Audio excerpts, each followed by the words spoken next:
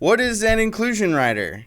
Do women really need to talk to each other in films? No. And do any of you have any single friends that would be willing to go out with someone who looks like the before picture of a 24-hour fitness ad? We'll tackle these questions and more on this week's Filmhouse. Wait, is this all just to get you a date? Yeah, what is this?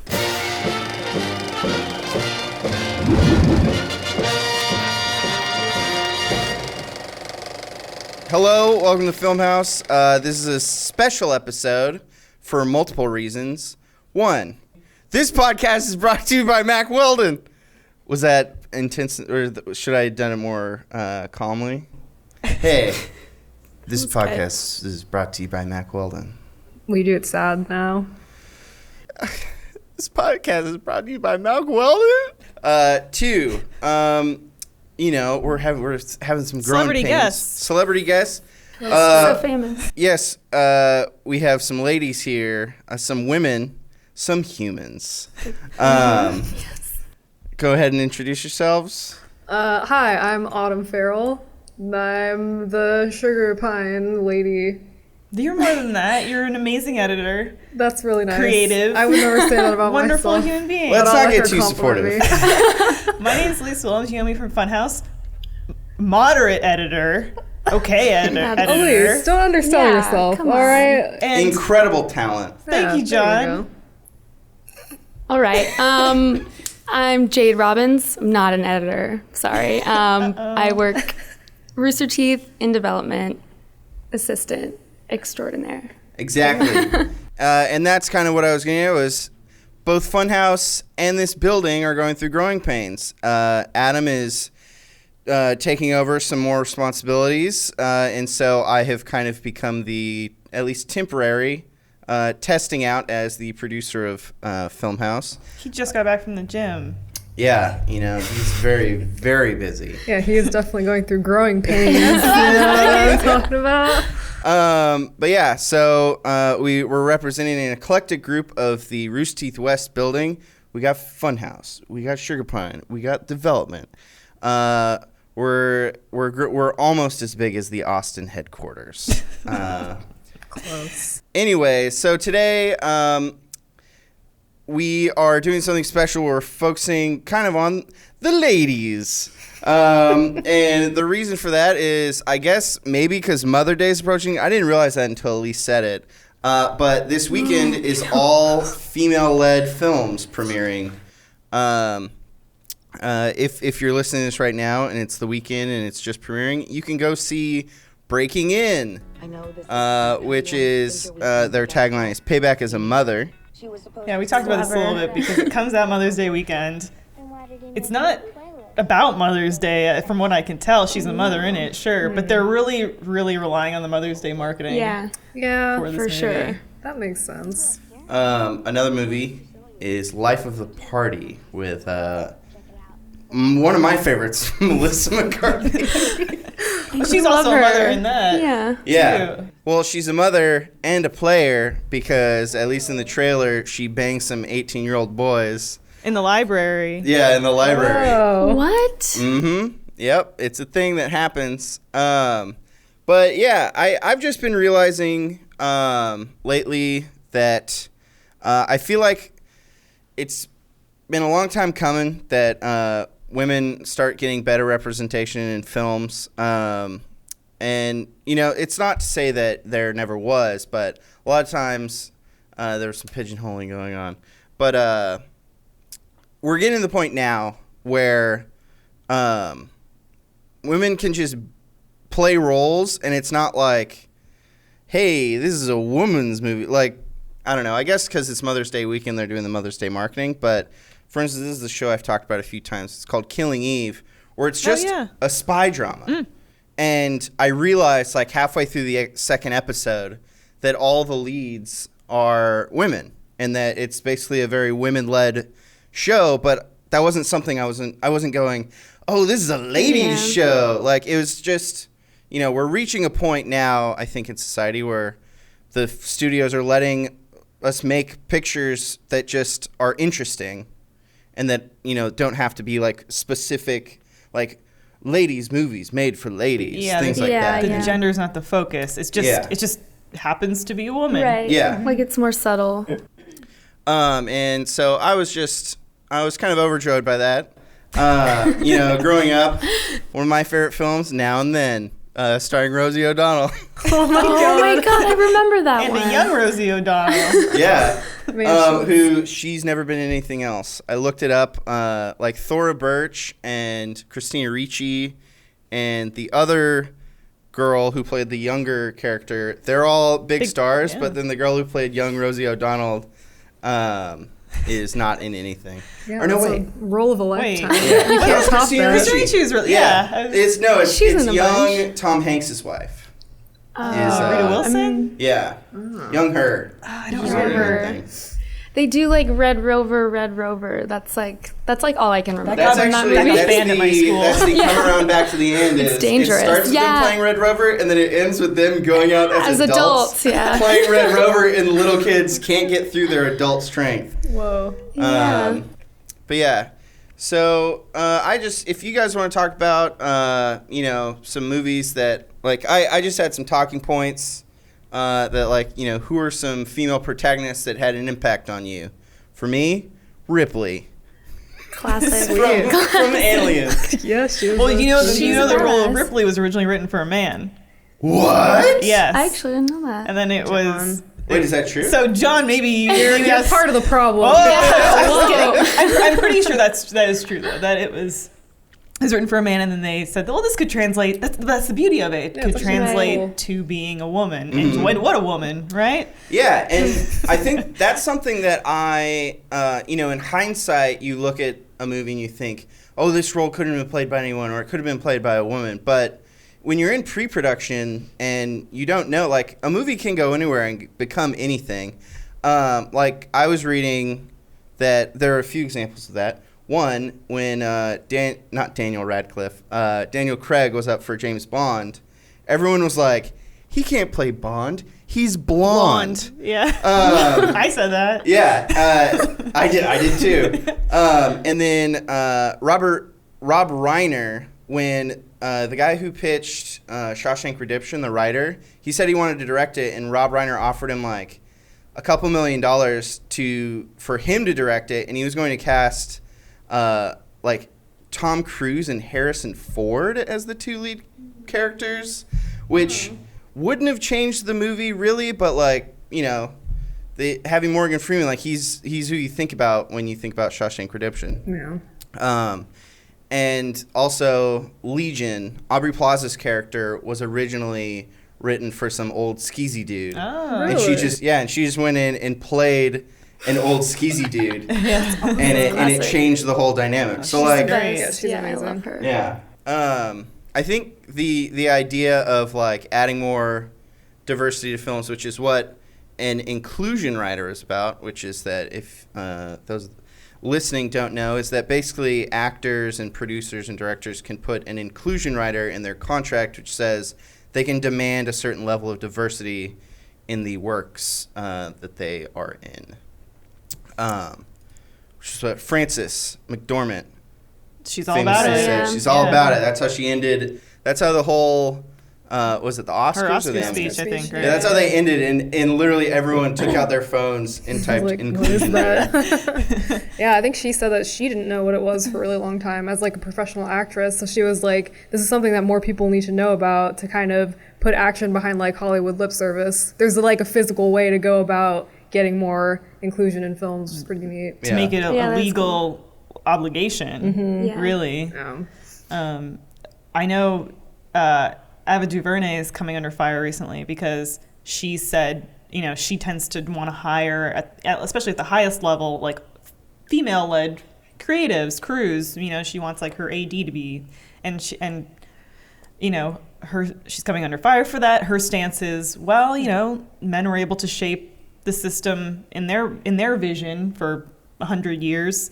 So now I'm kind of getting an opportunity as well to do that, especially when it comes to intersectional feminism, where it's women of color who aren't getting a chance to get into those roles. And I do think that like there's something to be said for finding the best person that is good for the job, but I don't think that discounts women. So I think, you can just as easily fill that with a woman, but yeah, absolutely. Yeah. Well, I mean, in the entertainment industry too, it's like there's so many people vying for jobs. It's like you're bound to find a woman who's going to be really good at that job anyway. It's like, why not?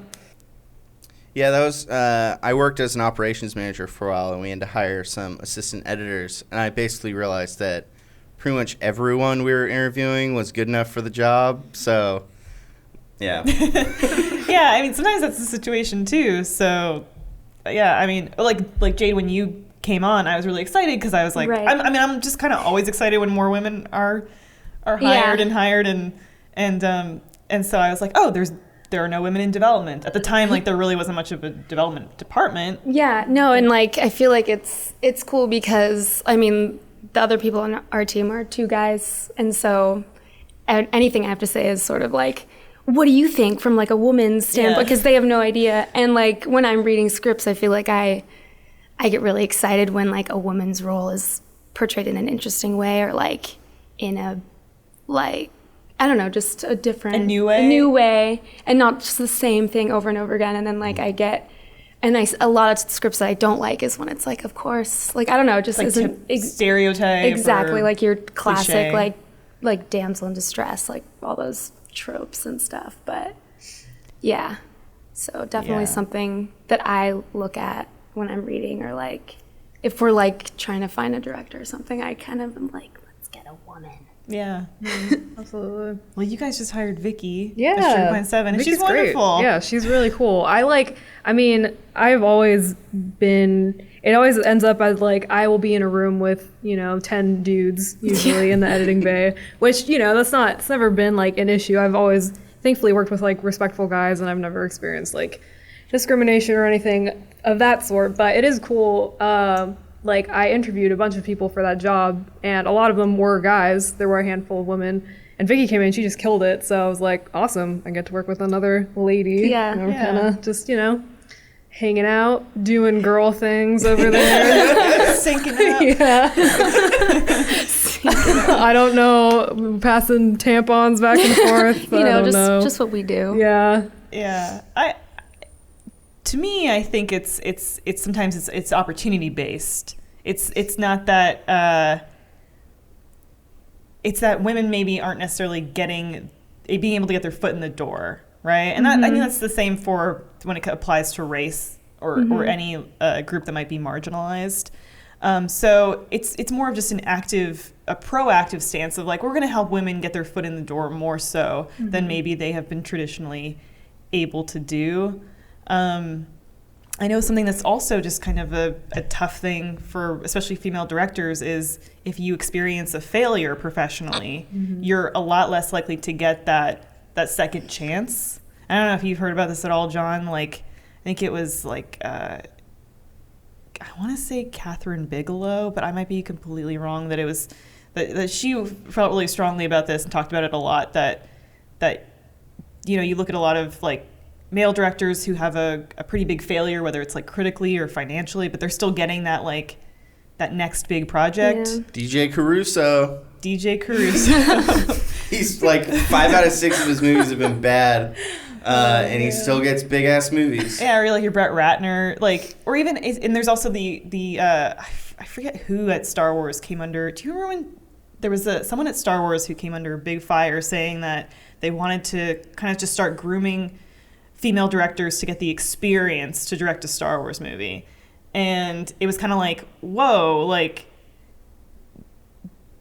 there are lots of male directors who aren't coming in with tons of experience, but are still getting really big projects. And so there's also the kind of this double standard of like, oh, the female directors, they need to have bigger projects under their belt before they're even allowed to tackle these, whereas maybe a male director who only has like a self-funded indie is getting a big budget Next project. step. Yeah.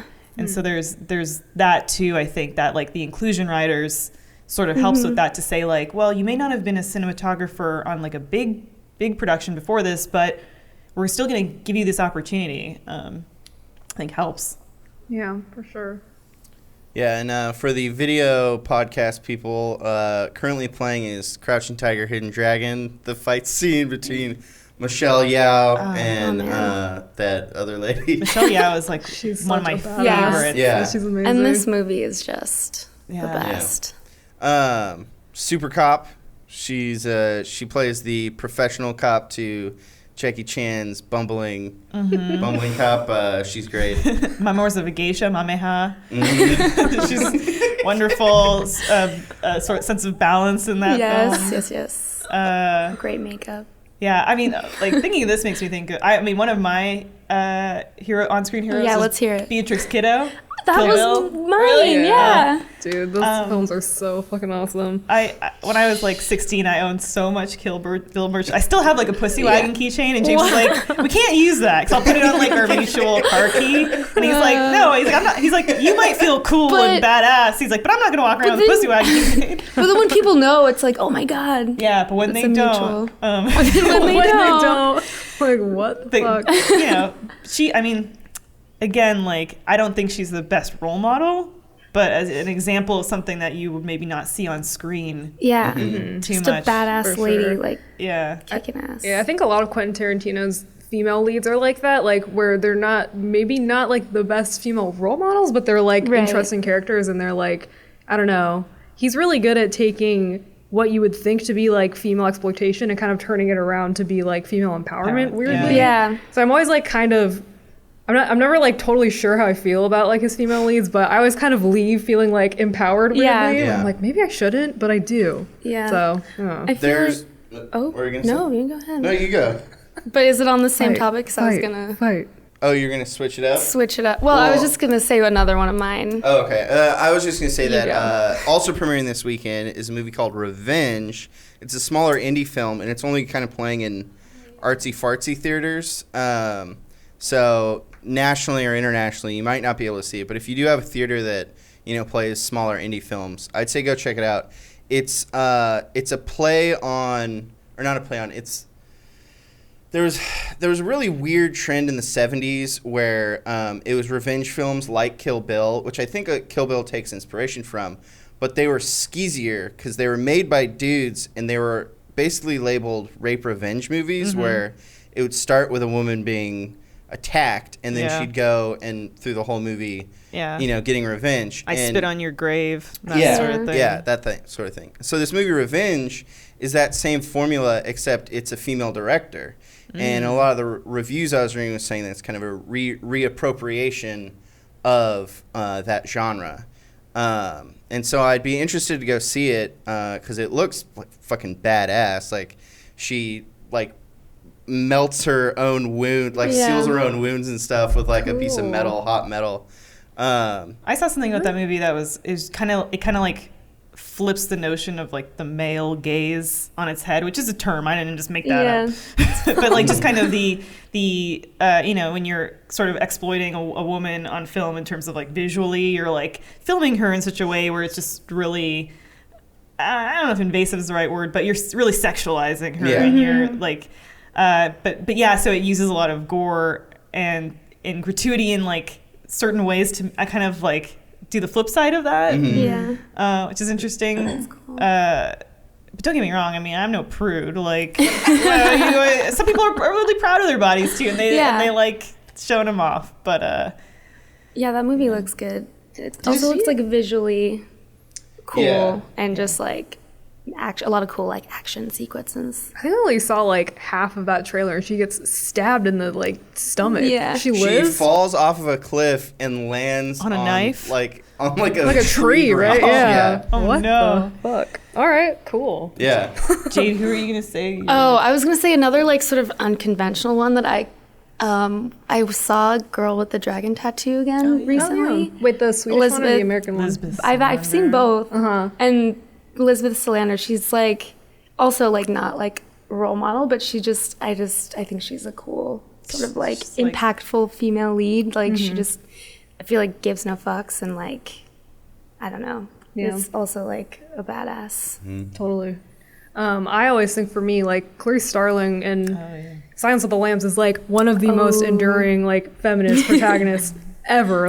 She is she's so good at playing that female character who is in a male-dominated environment, but like subtly kind of just is a woman in this space. And like, I don't know, I have a hard time talking about it, but like, but because I get excited about it. But like, yeah, Jodie Foster is so fucking good in that movie. It's unbelievable. Are you thinking Jodie Foster? I kind of want to figure out how to do like a like. You were kind of there with the mouth. Dr. Lecter. Like, she's got a real like. I think you're doing more of an Anthony Hopkins there. Anyway, sorry. I get really excited at the prospect of mastering. You're almost there. You're almost there. You keep practicing. Yeah, Jodie Foster's great. She's in that. She's in Contact. I think Panic Room is, it doesn't deal with like male-dominated environments, but oh yeah, is that with Kristen? Yeah. Stewart, the young lady? Kristen Stewart. Young Miss Twilight. Miss Twilight. Yeah, man. So many great movies. Speaking of Atomic Blonde. I haven't seen it yet. I saw this one. You guys haven't seen it yet? I saw this movie with my parents, which was cool, but there was like an intense lesbian sex scene in it. Yeah. So that was tight. But you were like, close your eyes. I was like, yeah, stop. And they were like, anyway. But I actually thought it was cool just because there were a lot of like just Charlize Theron kicking ass. Yeah, it's a really fun action spy movie, and this scene in particular is all a long shot. I mean, it's different shots stitched together to look like one seamless shot, but it goes on for minutes and minutes. And that's rad. Yeah, and I think she did most of all her own stunts. Charlize Theron. She talked about getting like really fucked up during the filming of the movie. Yeah, I feel like it's like John Wick, but like for the ladies. Yeah. Jane Wick. Ooh. That's how they'll reboot it. Let's take a quick break for an ad read. So I realized this morning that I don't think we have anybody on here who's personally experienced the glorious wonder of Mack Weldon underwear. I know that Adam, I keep asking him, he's like, oh yeah, just, if you're going to be a producer, you get the stuff so that you can talk about it. But every time my shipment of underwear comes, he steals them and wears them for himself. He's an underwear king. Yeah. And I think that's just a testament to how great these underwear are. They never shut up about the silver pants, silver underpants. You guys know about that? Oh, yeah. They're lined with silver so that, they don't stink. They don't stink. What? It's something antimicrobial. Like antimicrobial. I don't even know what that means. It means they don't get no bugs on them. You do know what it means. Yeah. Basically, I was looking at their website, very envious of Adam, looking at the website, and they have a whole bunch of stuff. It's not just underwear, which I thought was maybe that's what they started with, but they have like shorts and shirts and swim trunks and like messenger bags and stuff. James loves their socks. He loves their socks? Yeah. All right. I got to check those socks out. So please tweet Adam and tell him he's a thief. And if you guys want to try out Mack Weldon, you go to mackweldon.com. You get 20% off and you use the promo code HOUSE. That's HAUS, HOUSE. Just use that at checkout. It's a super simple process. I went all the way to the checkout step, and it took 4 clicks. So can't get much simpler than that. This is the trailer for Now and Then. Now we know. Here we are. Why does it look so bad? Classic. It's ripped from a VHS. Oh my God. And here they're doing the crossfade. Oh no, wait, never mind. I thought they were going to crossfade between all the actresses. Oh, they do. Oh, there they go. Melanie Griffith and Thora Birch. Yeah. It's just so good. Man, boys are so mean. Yeah, they're awful. Cruel. So are girls. Yeah, It's that's really true. just kids. Yeah. One time I Most of smashed a these kids. cup in a boy's face that I liked because he was drinking a root beer, and I was like, you I go? like him, and I went, and I hurt him badly, and I got detention. So don't do that. Don't do that. That's great. I was gonna say, can you guys think of any movies that you'd like to see done with a ladies' spin? That's kind of a vague thing. I was once again, I wrote that question kind of thinking about Killing Eve, how, it's a whole spy drama and it just stars the ladies. Oh, sure, yeah. And I was trying to think of, are there other kind of movies that, I don't know. Not necessarily like done with a spin, but Wonder Woman for me was so, I've talked about it before on the podcast, but it was so great because it was seeing a woman in a role that was actually really well done in a way I'd never really seen, like a woman in the superhero genre. So I guess just like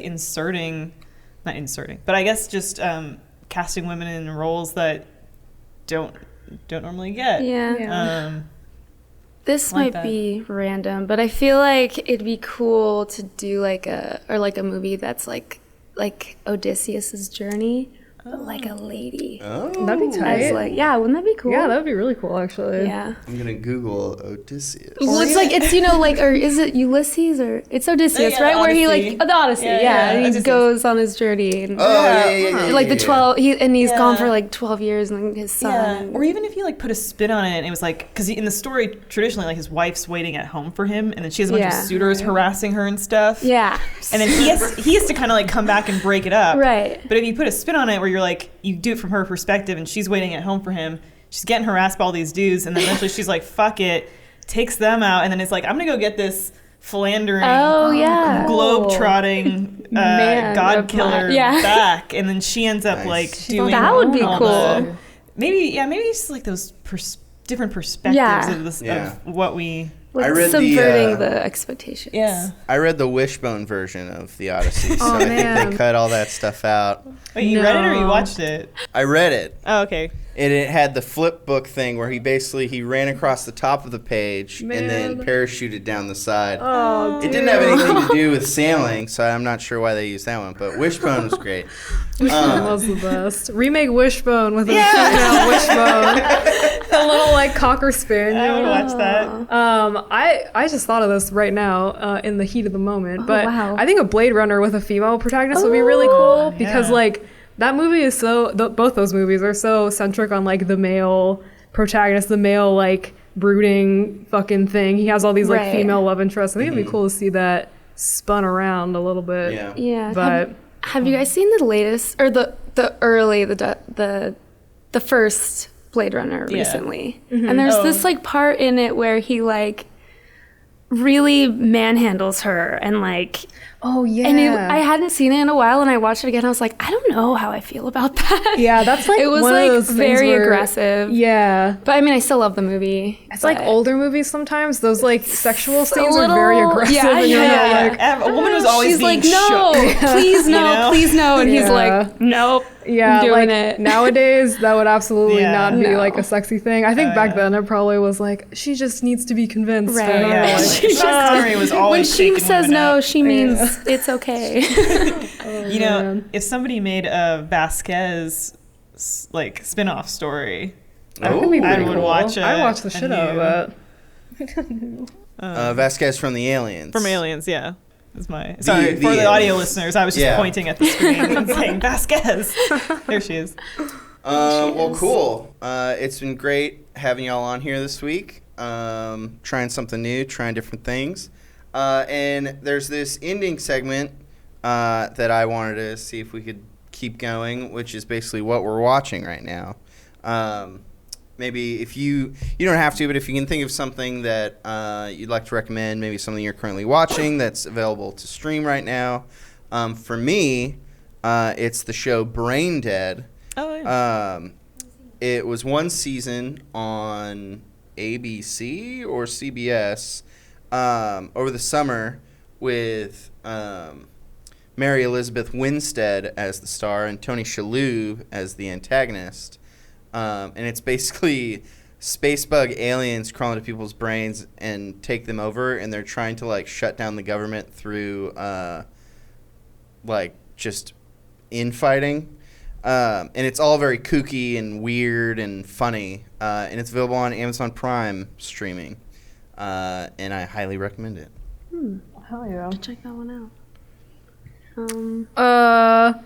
Hey, watch Chef's Table. It's amazing. I'm rewatching it right now. It's a documentary series that highlights different chefs and like the foods that they make and stuff and what inspired them. And it is like beautifully shot.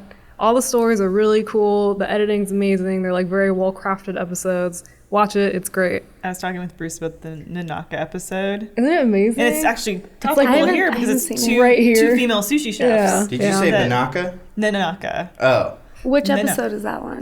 It's like the fourth. I guess I should just watch them all. Yeah, just like they're all amazing, but yeah. like these two female sushi chefs, I guess women are it's frowned upon. Yeah, especially apparently like in Japanese culture, like it's very frowned upon for like a female chef to be doing the things they're doing. Yeah. So they like make sushi behind like a closed windows, and then later reveal themselves to be women.